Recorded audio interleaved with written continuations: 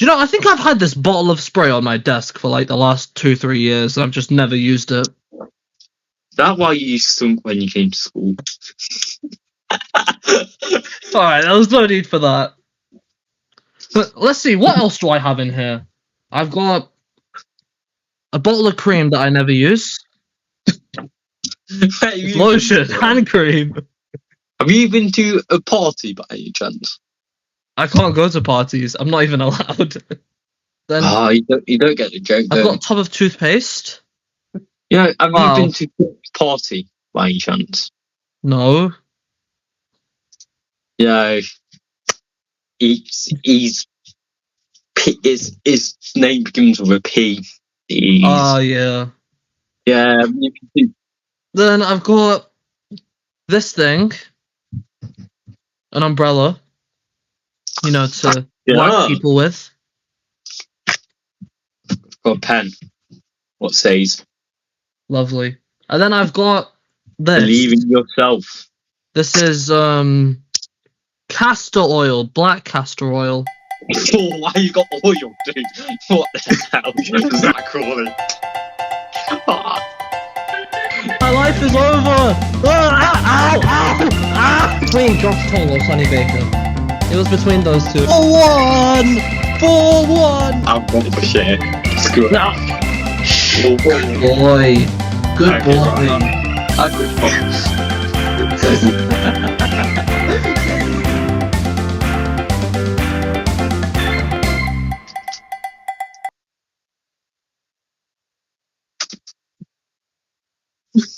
Whoa. Wait. I'll do that. Right. Okay. Sorry. Right.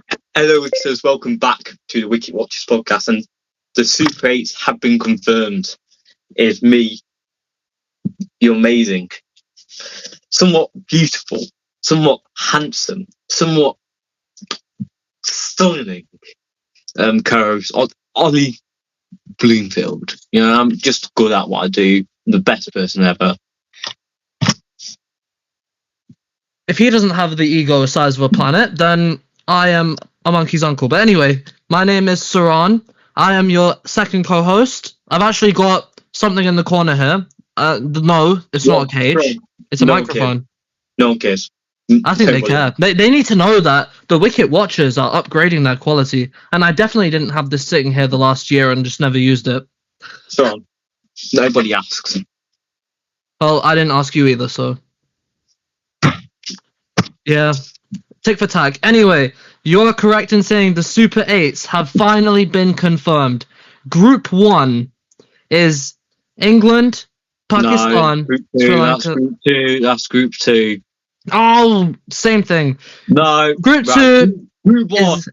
Oh. Group 1 people. India, South Africa, West Indies, and Australia. No, actually, they're not there. It's Zimbabwe. And then Group 2, Pakistan, England, Sri Lanka, and New Zealand. And I bet Ollie is, like, I've seen Ollie's reviews. He's thrilled that Australia aren't there. He's thrilled. He's absolutely chuffed. Oh, Aussies. What happened? What happened? You know, one of the worst Australian sides I've ever seen. You look awful. You know, it was bad at cricket. No, they looked awful because they're not here anymore. No, they are. Like, poor old Steve Smith, though. Oh, he went all the way to Australia, all the way to Sri Lanka. All the way to India, I think. Or was it Sri Lanka? I don't know. He just went all the way there, and he's coming all the way back already. Oh, no. Who feels sad for him? Absolutely nobody. And unlike the great England, who made it look comfortable to get out of group. Yeah, it made it look comfortable. Comfortable. I don't think England and comfortable fit in the same sentence. We've beaten 2 European sides. Well done. I applaud you. The first time England beaten a European side in a T20 Cup. Somewhat embarrassingly, all things considered, but we beat Scotland. Yep. And Italy. who you almost lost to. We never almost lost to them.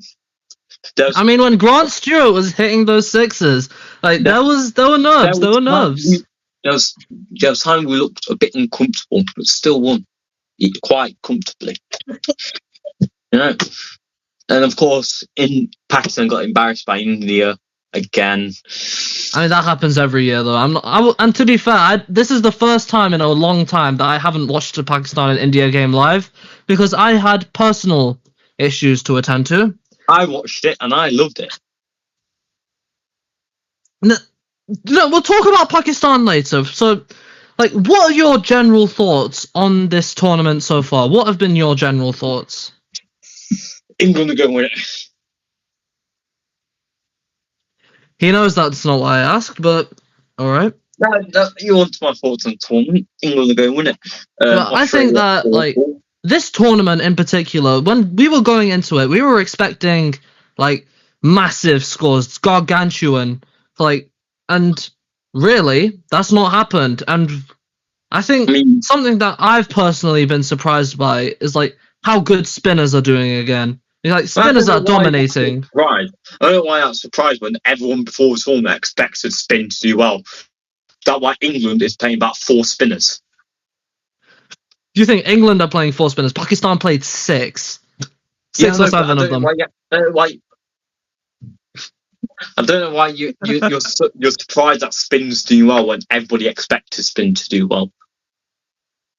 No, but I mean, it's had a more prominent role than pace. Even Pakistan, of course it has. Everyone literally thought before tournament you need to be good against spin and you need good spinners there to do well, and that's exactly what's happening. All right, stand corrected.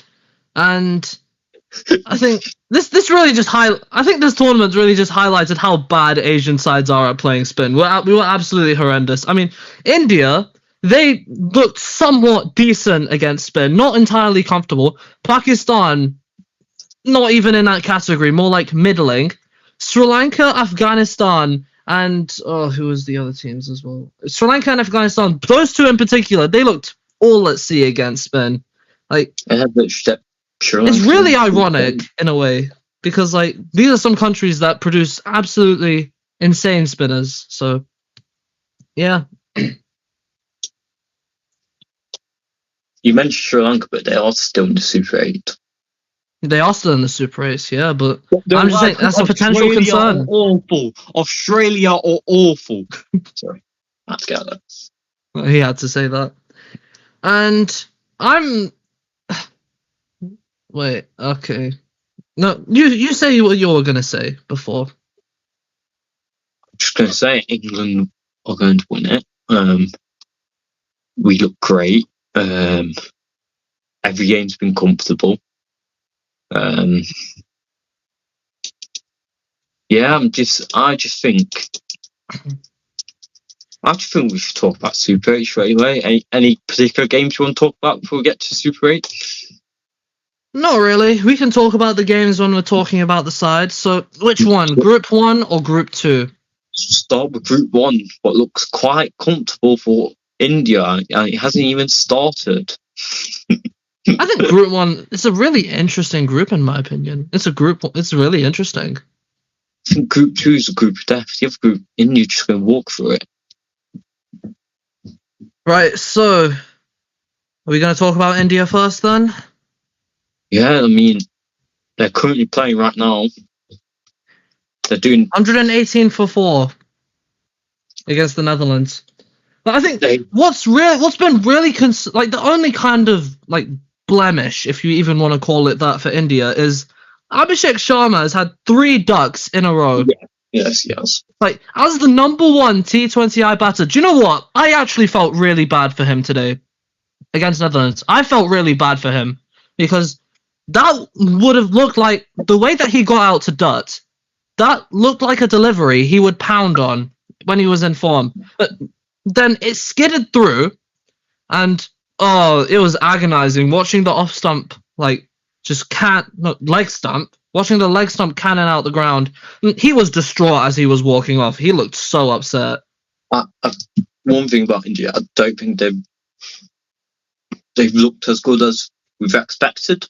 But That's exactly what I was saying earlier. Like how, and I mentioned this before, but I'm mentioning this again. The Indian media, stop going on about a 300 alert, because you did the same thing in the USA game, and guess what? You didn't even scrape 200. So I'm sick and tired of hearing it. Stop it. It's not funny. And you're not England. Simple as. You're not England. Only top nations like England can do that. And England aren't even tank.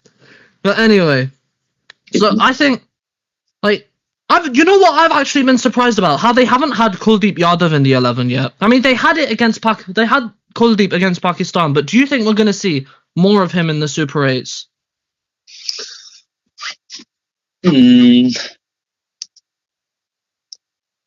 Maybe, probably. I would say so. Because I think India have a strong batting lineup as it is. And wait, all the games in the Super 8s in Sri Lanka, every single one. Yep. No, I think. Wait, no. Sri Lanka's group is in Sri Lanka, and then I think India's group in India. I think so. Yeah, the host nations are playing in the. No, I don't think we'll see him again in Super 8. I think the only reason why he played that Pakistan game because it was in Sri Lanka. Yeah, but I still think surely he's too good of a player to leave out. I know you have the number one spinner in the world, Varun Chakravarti, who's just looked absolutely impervious, and you have Akshay Patel as well. But then, wouldn't you, do you really, I don't know, because it's a really weird one. Arshdeep Singh, I don't think they should drop him, because he's currently one of their most capped players, and probably one of their most lethal wicket takers. Jasprit Bumrah is Jasprit Bumrah. You can't drop him no matter what. But I don't know. It'll really depend, I think, whether they opt to go for the extra batting in Rinku Singh or Shivam Dube, or whether they decide to bring in Kuldeep Yadav. I think it will be entirely dependent on the pitch. Yeah, I think the only reason why Kuldeep Yadav played it was because it's in Sri Lanka. That's the only reason why they. And also because we have a poor record against Kuldeep Yadav. Although I think the game was probably done by the time he came. But I think in the group that they're playing, it's a really interesting group. And I say that because... Where will they finish? Pardon? Where will they finish in the group? I think they'll finish first in the group quite comfortably. I've got a prediction. You got a prediction? Yes. They'll make it out. But they won't finish first. They'll finish second. Really? I think they're going to lose again. Because I think there's one team what's by far the best team in this T20 World Cup, in my opinion, from what I watched. And that goes on to the next team who I'm on about. South Africa. South Africa. Well, their game earlier was an absolute demolition of the UAE, and I can see why you think they're the best team in the World Cup so far. I think South Africa looked really good this T20 World Cup. I mean, how comfortably they beat New Zealand. That was really surprising. Yeah, I know that's super against Afghanistan, but Afghanistan's been really unlucky in this T20 World Cup. They've been really unlucky, yeah. But yeah, they destroyed New Zealand. Their batting lineup was really good. You was questioning it a bit, wasn't you, before this tournament? I was questioning the batting lineup a bit because I think the problem I had was they were trying to fit too many finishers in that team. That was my biggest issue with it. Having David Miller, Tristan Stubbs, and Derald Brevis and Jason Smith, all four of them as your middle order, would that be versatile enough to really combat a situation where you have a top order collapse? But this is where I'm still skeptical because South Africa, they haven't been put in, they haven't had their top order knocked out in the first 6 overs yet. So, all of their wins so far have been quite comfortable. And yes, they were in the group of death, and I think there is... Pardon? And they destroyed the group of death. Yeah, and I think there is merit in saying that, but I think it will be really interesting, especially against teams like India and West Indies. I mean, Zimbabwe might give them trouble. I don't know. I can't predict the future. But I think especially against India, I'd be really interested to see how their top order would adapt. Like, because Quinton de Kock, he's finally found some form. Oh, but today's innings, though, he looked really scratchy. It might be a one-off thing, but I was watching the game live, 5:30. I stayed up from 4 o'clock, which, as you could imagine, very fun. And I watched Quinton de Kock's innings. He looked so scratchy. It was a sad watch, in my opinion. So that's something to keep an eye on. But what else? Ryan Rickleton. I think he might be one of like South Africa's underrated batters, in my opinion, because he wasn't originally in the squad. I don't think it was an injury to Temba Bavuma. Was it? Who was the injury to? And So thingy, what's his name? The guy who plays for Donovan Ferreira. That's it. It was Donovan Ferreira. Yeah. Yeah, when Ryan Rickleton came in for Donovan Ferreira, I think people really underrated him because he plays at that difficult number 3 role. And who was South Africa's other opener? There was Quinton de Kock. Who was the other one? Aiden Markram. He looked really good today. Aiden Markram has had a fantastic tournament so far. He was 3rd or 4th on the highest run scoring list. I'll take. He played amazing at New Zealand. It was like 80 something. And I think when Aiden Markram got out as early as he did, Ryan Rickleton steadied the ship quite well. And this is what I think he's one of South Africa's underrated players. Well, that's just my opinion. But I don't know. I'm still not convinced by the bowling lineup. I'm sorry. I'm still not convinced. Are you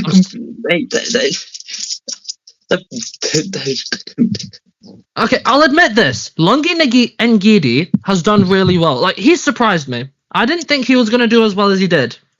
But Kagiso Rabada, lo and behold, my expectations were correct. Like, he's not had the best T20 World Cup, has he? Yeah, no, but that'll be fine. I don't see it. I'm still not convinced. And Queen Amafaka, he's an 18-year-old that they're playing at the World Cup. So there's going to be nerves in there. So the way you're speaking about, are you hinting that you're going to have him knocked out in the Super 8s? Oh, no. Then you've got your criticism. No, do you know what? We'll get to that. The amount of criticism you're giving him.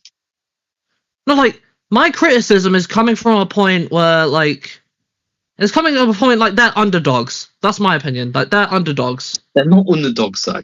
That was in the last T20 World Cup final. There's one of the favourites going into it. The top 3 favourite was India, England, and South Africa. I don't know. I'm entitled to my opinion, and I think South Africa. Like, it's a really hard one. So why do you have them finishing the group? Okay, I'll say it. I have them finishing third. I have them finishing third. I had to be a contrarian. I had to do it. I had to make things interesting. I had to.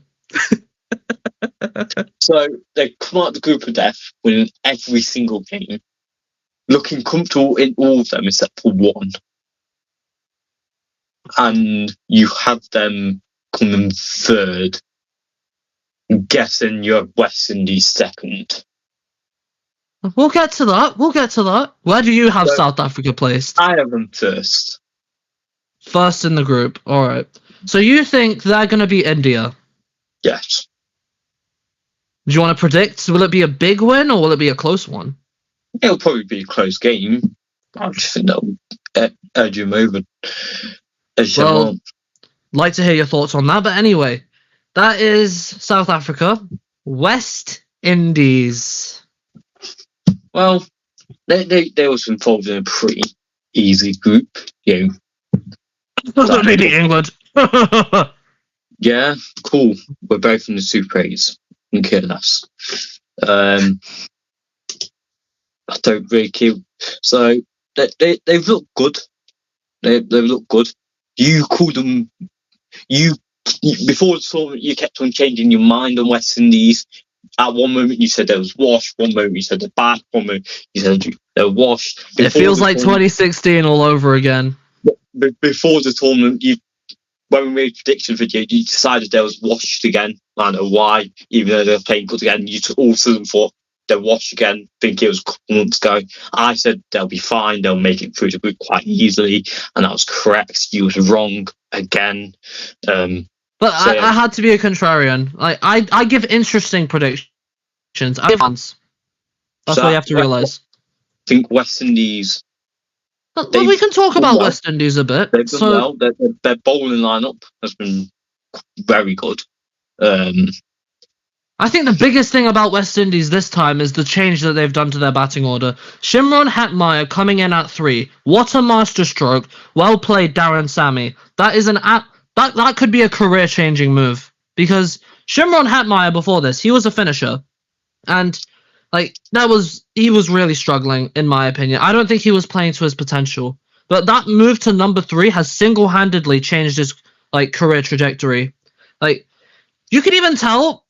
I mean, he's always been good against spinners. But even in that innings against England, he looked really comfortable. And, I'd say there wasn't really a moment where he really looked troubled against England's spinners. And even against the Pacers as well.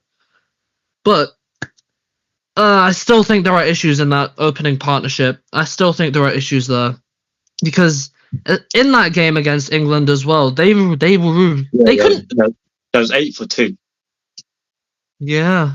Because both openers went quite quickly. Yeah, the opening partnership, I'd say, is probably the only concern for the West Indies. Because the bowling seems fine. The bowling, I think, is good enough. And when I compare it to South Africa's bowling, I feel a lot more comfortable with this one. But where do you have West Indies finishing? Third. And I have them finishing second. Look, I give interesting predictions. I don't give correct ones. I give interesting ones.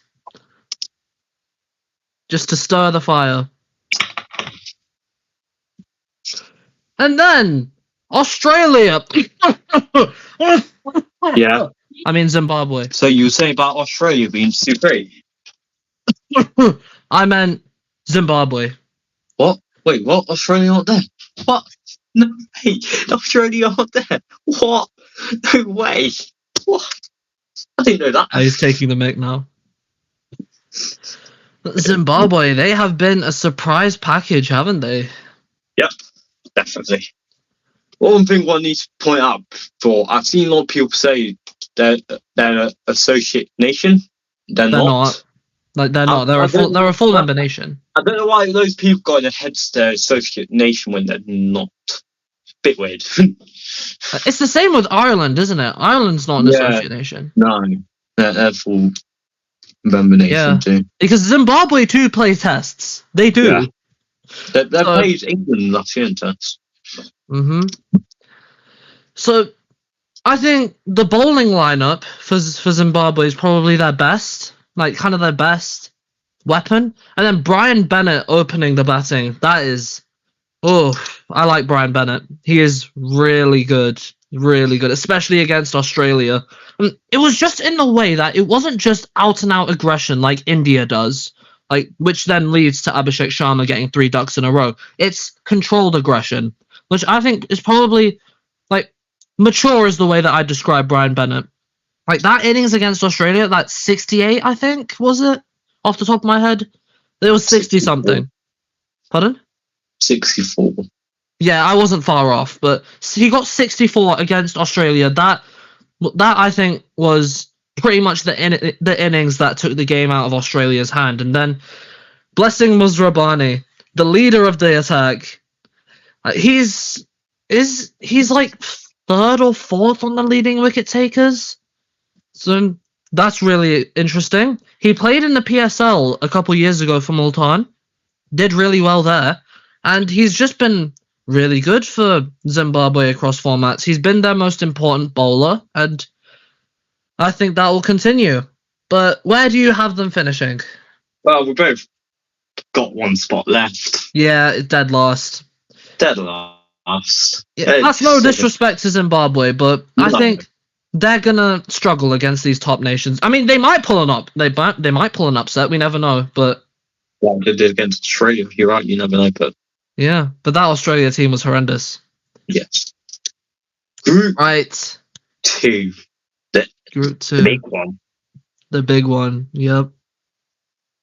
She'll start with Sri Lanka. Sri Lanka. That will start with the host nation. Sri Lanka.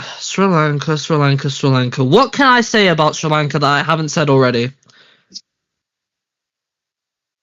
They're playing their home conditions. They have an injury crisis. Yeah, they do. Wanindu Hasaranga, arguably their best leg spinner, ruled out for the rest of the tournament. Mathisha Patirana pulled up against Australia, likely ruled out of the rest of the tournament.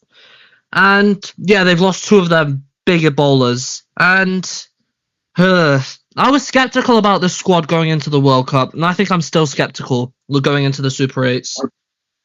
They've had quite an easy group. They did have quite an easy group, especially with an out-of-sorts Australia. But I think where they have the issues, it's not predominantly the bowling attack, it's the opening partnership as well. Because on one end, you have Pathum Nissanka, arguably probably one of Sri Lanka's best all-format players right now, probably in the world currently, right now, who plays all 3 formats. He's that century against Australia, I think that really epitomized it. And then on the other end, you have Kamil Mashara, who's been really struggling this World Cup. He's really struggled to just get out of the power play. And I think even in the last game, they didn't play Mashara. They played Kusal Pereira, and he didn't have much of a good time either. And that's where I think they're going to have a concern with the opening partnership, because we've seen it so many times, especially in this group. Opening partnerships are crucial. And upon saying that, the middle order looks strong. Kusal Mendes, he's in the runs. Pavan Ratnayaka, what an inclusion. What a late inclusion. Because he has just, the management threw their weight behind him, and he's clearly repaid that faith. Because I think there was he did really well against Australia, then there was another innings off the top of my head. Didn't he get a maiden half century, or was that against Australia? I don't know.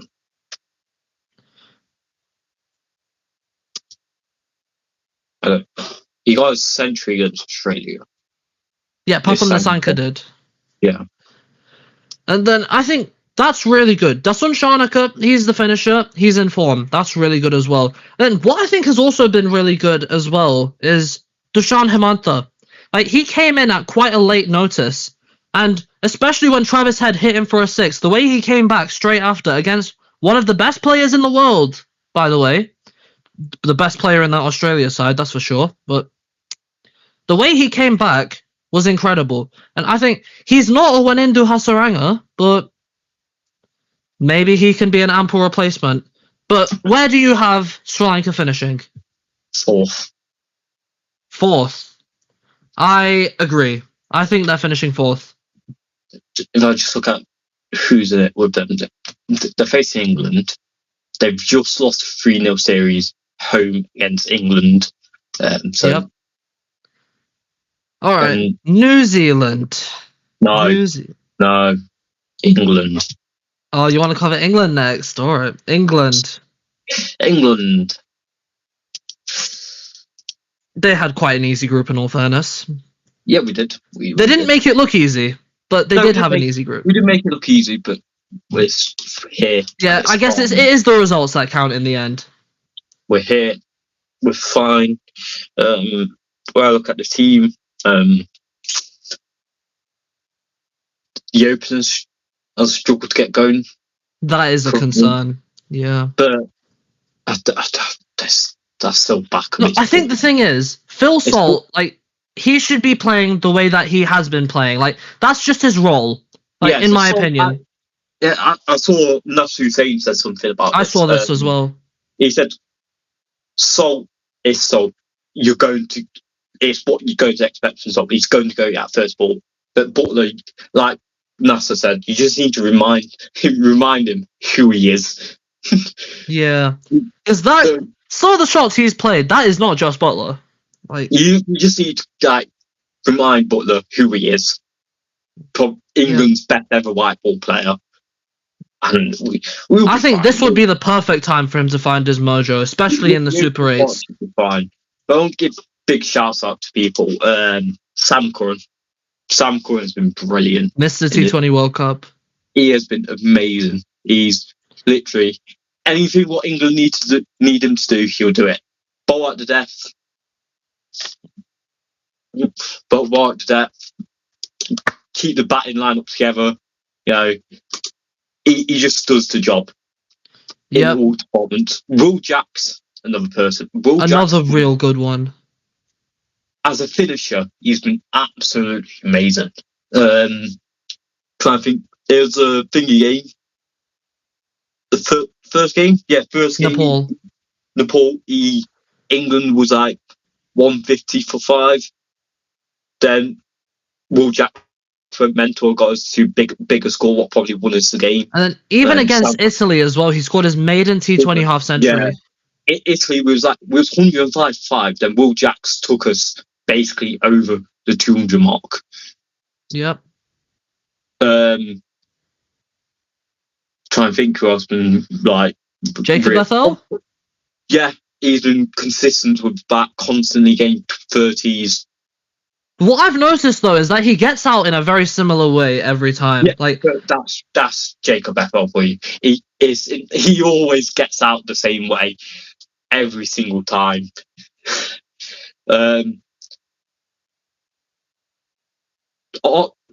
Arch has been okay. His form's been a concern, I think. When he bowls at the start, that's when I think he's been a concern. I don't think you've been watching England's game then, because he literally bowled really well at the start of the Italy game and the West Indies game. I don't know. I don't know, but you clearly have been watching games, but Arch has been taking wickets constantly in the power play. Yeah, he has the ability to do that, but I just think he could be doing so much better than he is. Arch has only had one bad game so far in the Nepal game. He played well against West Indies, played well against Scotland, and played well against Italy. Oh, what about your favourite player, Jamie Overton? He hasn't been that bad. Jamie Overton played really well against Italy. His bowling was brilliant against Italy. Yep, it was. You reckon you're going to take back your hatred? No, I'll never take it back. The biggest concern in my bowling, in the bowling line, for me, has been how inconsistent Adil Rashid's been. Yeah. But he's a champion player, though. I think he'll come back strong in these Super 8s. But he's been too inconsistent. Like, he played well against Italy. I'm trying to remember another game where he played. I think he played well against Scotland. Against Scotland, he did well. Against Italy, he got taken down in his last over. Yeah, he did. But besides that, he played well. And then Nepal, he also got taken down in his last over, I think. Terrific. West Indies, he wasn't that good. Scotland and Italy played well, but we just need to be more consistent. So, like, what with the batting lineup, especially the batting lineup, the problem with it is that our players have been getting to they've been going quick, getting to 20s. None of them are going beyond that and getting a big score. I think the only half century. Wasn't the only half century that's? Oh wait, no, never mind. We've had quite a few. We have quite a few half centuries. It's just when we need a partnership, we don't get it. We have to run one man towards the end of the overs. I think we'll be fine though. We're going to be fine. I think England. Yeah, they will. Where do you have them finishing? First. I have them finishing first as well. That's pretty much a no-brainer. I think Harry Brook needs to find his form a bit too. I think the form will come, especially in these Super 8 games. I think what's happened is because in the group stages you were up against Nepal and Italy, and you didn't really know those sides very well. They're associate nations, It's just a surprise, I think. So I think Yeah. Harry Brook playing against more familiar opponents, like he does really well against Pakistan consistently. And then, did he have a good Sri Lanka series? Yeah. So yeah, he should be fine then, 100%. Yeah, I've gone first, England. New Zealand next. New Zealand. I've been taken by surprise with New Zealand, and I probably judged them a bit too lightly. Tim Cypher and Phil Allen, like the opening partnership that has defined the World Cup so far. Like that's the strongest opening partnership that I think they've had, that I think we've seen in the World Cup so far. Wouldn't you agree? Yeah, especially Tim Cypher has been brilliant in its C20. Yeah. I think especially in that game against the UAE, they just absolutely demolished them. Just ridiculous batting. It was ridiculous. That's the kind of thing we expect from India. Even India hasn't achieved that yet. No. But then here's where my concern lies. Because, I mean, like the last game they played, who was it against? It was against Canada. Canada, yeah. Like they won quite convincingly. They won quite convincingly, but I think that's the wrong game. I wasn't referring to that one. It's New Zealand and South Africa. Yeah. It's when they lost. Cypher and Finn Allen both very quickly. I know the same happened in Canada, but Canada's a different bowling lineup. But I think when they lose their openers, they look toothless. Yeah, they're going to struggle. Yeah. Rachin Ravindra, I mean, he's found some good form like against Canada, but otherwise it's been a real struggle for him. And then I'm not convinced by their middle order. Mark Chapman, he's a good player. It's just everyone else who I'm concerned about. Yeah, they're just over-relying on that open partnership, aren't they? Yeah, 100%. And the bowling attack looks decent. It looks decent. Like, you had Jacob Duffy, the former #1 international ranked bowler. I mean, they were taken to the absolute cleaners by Yuvraj Samra against Canada. But otherwise, I think they've had a really good tournament, this bowling attack, who have been ravaged, remember. Lockie Ferguson, he's went home. Adam Milne was ruled out. And, yeah, I think I'm not convinced enough by this New Zealand side. Just yet. I mean, they've been incredible. They were in the group of death, but I don't know. I don't think they'll make it. 193.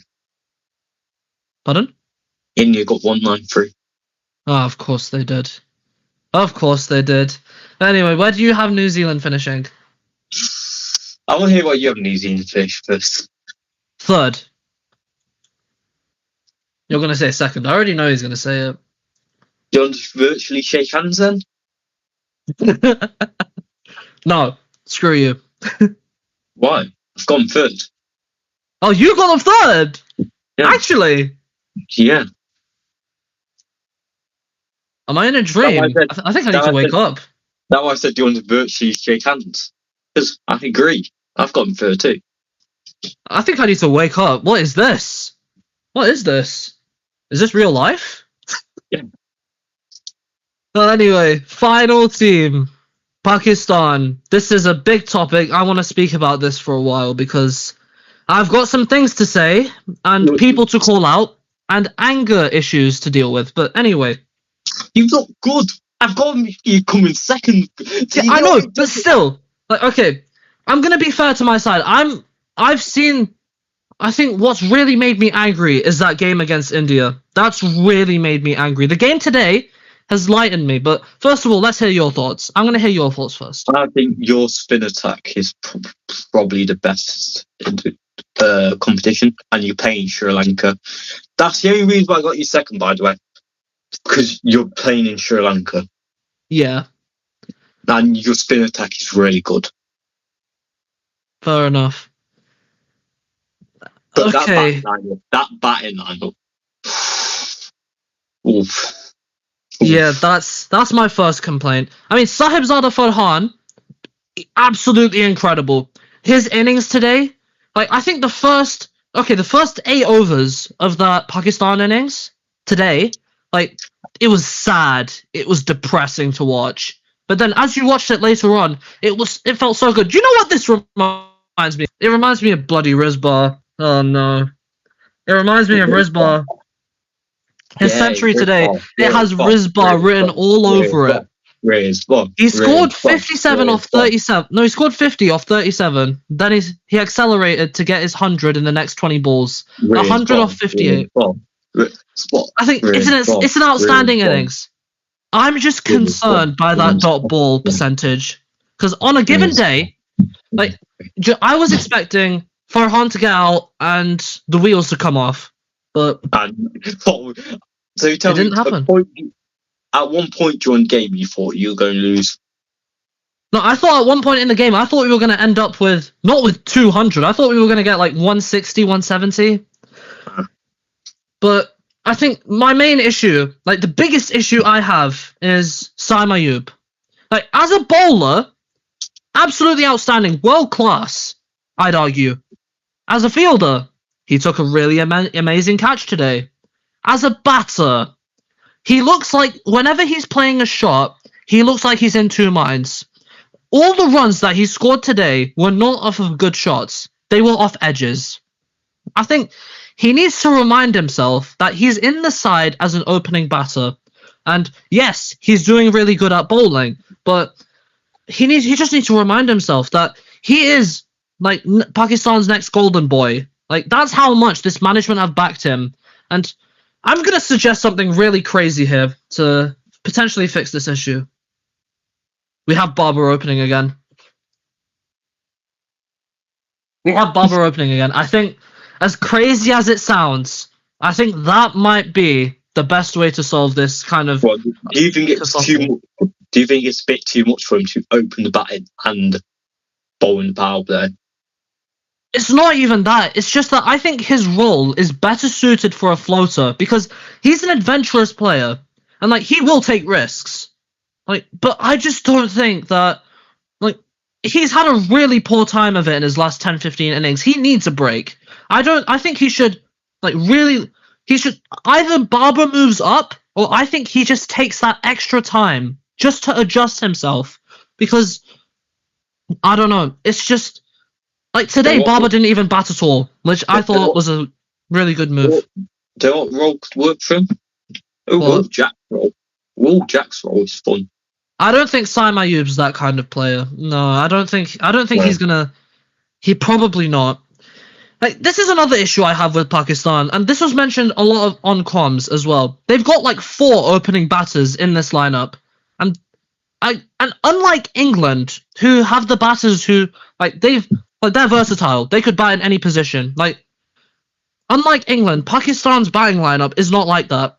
Yeah, because I'd say Will Jacks is top 3 in every franchise stuff. Yep, 100%. And I think our only batter that's anywhere like that is Shadab Khan. Like, you can fit him anywhere and he would do really well, as proven today. But I just don't think I just don't think having Usman Khan and Babar Azam in this and Saim Ayub and Sabizada Farhan in the same lineup makes any sense at all. Like, after the India game, I wanted Babar Azam dropped. I've had enough. Quite literally. Like, no, but I think I've come to this conclusion. About Babar. Either the management lets him play his natural game opening alongside Farhan, or they drop him completely. That's the bridge I'm at now, because I genuinely think this is last chance saloon for Babar Azam this World Cup. Like, this Super 8, if he doesn't do well here, I think he gets axed from the Pakistan team. I think it will happen, because they couldn't drop him before the World Cup just because they backed him so much before. But then, if Pakistan have a really bad Super 8... Wait, I've heard that before. You backed him so much that you can't drop it. Zach Crawley.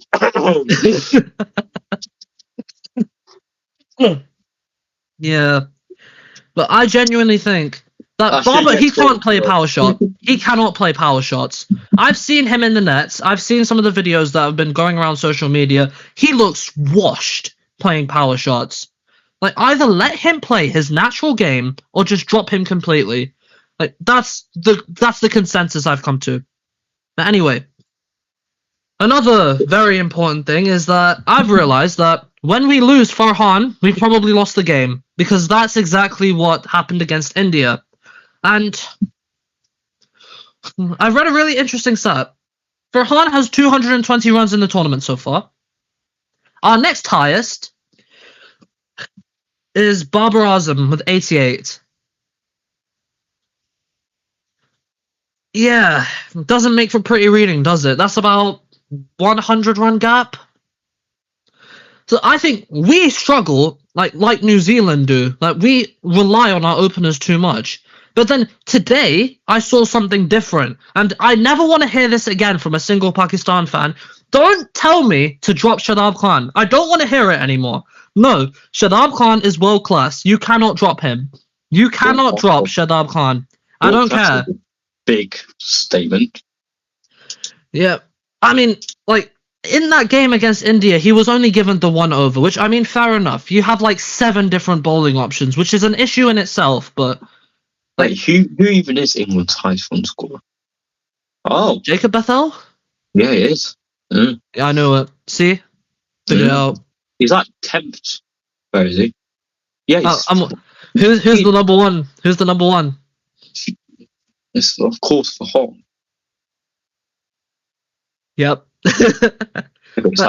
Anyway, so Salman Agha, he's not had a good tournament. This innings was his best innings in the tournament, and I think we can only expect better because he's had a lean tournament by his standards. Like in the lead up to this tournament, he made that number 3 spot his own. But this is another key point I want to raise about these Pakistan batters playing sensibly. Because I had a look back through that Pakistan and India game. Oh my days. I wish I never did it. You should have warned me. You should have warned me. Like, you should have told me that I should have just forgot this game existed. Because watching those 3 shots back, watching the shot from Farhan, Ayub, and Agha was horrendous. So, can I just stop you for a minute really quickly? What happened? Jamie Overton is England's tied highest wicket taker.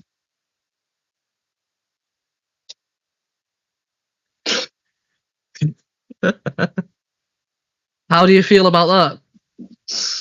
I did say he bowled well against Scotland. He did take 3 wickets. Are you going to keep the hate against him? Yes. Fair enough. Anyway, back to what I was saying. Pakistan players, they, like, especially at the start of this game as well, the game that they played today, they looked really nervous at the start.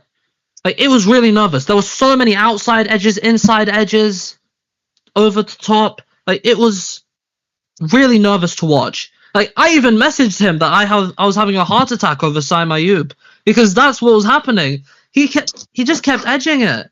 And then the delivery he got out to was even worse. This was the widest ball you could probably ever see. He pokes his bat out, gets an edge, feathers it to Zayn Green. That was poor. But I think if Pakistan players play with a bit more common sense, then I think we will be fine.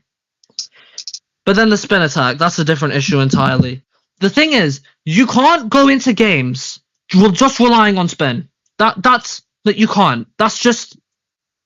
Like, you can't. You have to have a balance. Like, even if it's just one good pacer. And that was our issue against India. We just bowled spin the entire time. Like, even India, they bowled Hardik Pandya the opening over. And they bowled Jasprit Bumrah as well.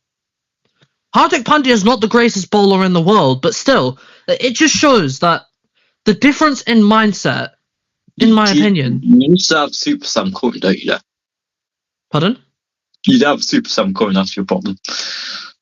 You'd have a player like Sam Curran. No, you'd have a player like Sam Curran. I think our closest player to Sam Curran is probably Fahim Ashraf. That's probably our closest. But, do you know what? I was really happy that they actually decided to bowl Fahim today. And this was another head-scratcher against India. Why would you not bowl Fahim?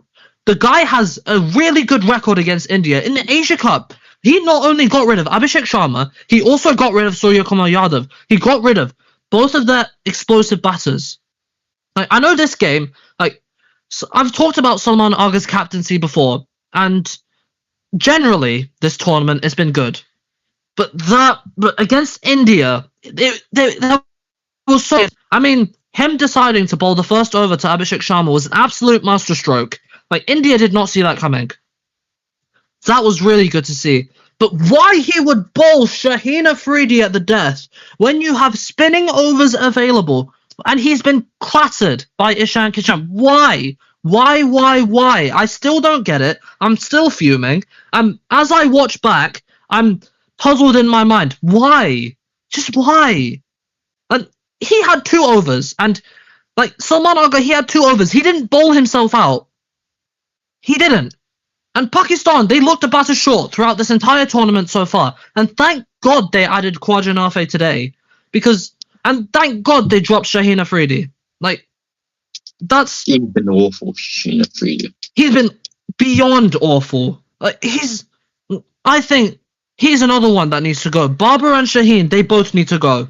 They both. It's just a fact now. Because he came back from a knee injury. I get that. But still, you cannot be operating in the 120s to the low 130s as an international premium fast bowler.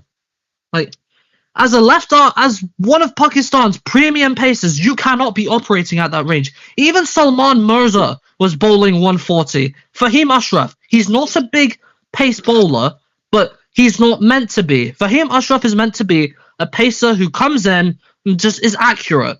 Shaheen Afridi is meant to be fast and accurate. He has not been either. He has been absolute dog water this entire tournament. And frankly, I hope he sits on that bench and stays there the entire tournament. Quite frankly. Because they should not have dropped Salman Mirza. Because he got the 3 wickets in the previous game and he did really well this game. But I've spoken a lot about Pakistan. And then I'm sorry. Second. We both got them second. Yeah. That means in the semi-finals, for our way of doing it, it'll be England, India. Hello, mine would be England, India, and South Africa, Pakistan. The other one, you'll be West Indies and India. The West Indies and England, and then India and Pakistan. So. Oh, could you imagine an India and Pakistan final? So, who do you have in your final? In my final. Are you still sticking with England, West Indies, like you said from the start of the tournament?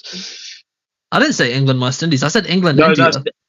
I meant, England, India. Are you sticking with that, like you said before the tournament started? Yes. Yeah, I'm still sticking with it. And you still have an India win it?